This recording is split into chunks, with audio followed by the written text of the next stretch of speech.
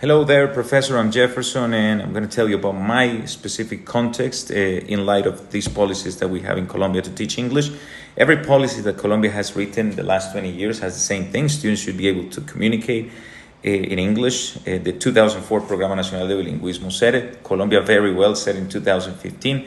Even Ley 1651, a law, not a curriculum, made communicative skill a legal objective of education in 2013. So on paper, this question was settled 2 decades ago, but none of these documents ever say how. They set levels, A1, B1, C1, they set deadlines. Ley 1651 even reaches into programs like mine at Confama because it requires any institution offering language training, including Educación para el Trabajo y Desarrollo Humano, which is what I do, to be quality certified.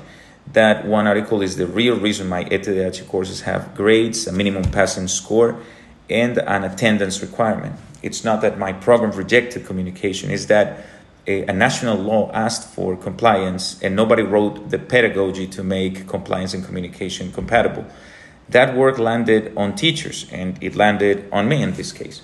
So at Confama, I live this every week because I teach two very different worlds. My ETDH groups, 16 to 50-year-old, formally graded, real attendance rules, feel the pull toward covering content. My Educación Continua groups, on the other hand, 4-year-olds, 60-year-olds, no passing grades, give me room to just teach communication. So same country, same policies, two completely different pressures.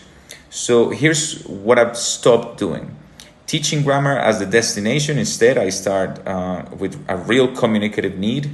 Tell me about a place you've been, negotiate a price, describe your weekend, and only then do we notice the language that task requires. A short explanation, quick guided practice, then real use.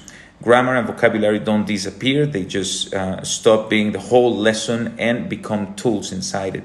My materials change role too.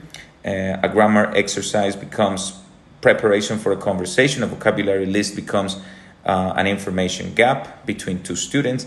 And where the materials fall short, especially with my youngest and oldest learners, I build my own songs and movement for the 4-year-olds, dignity and real relevance for the adults over 50. They usually talk about their families and the things they're really interested in.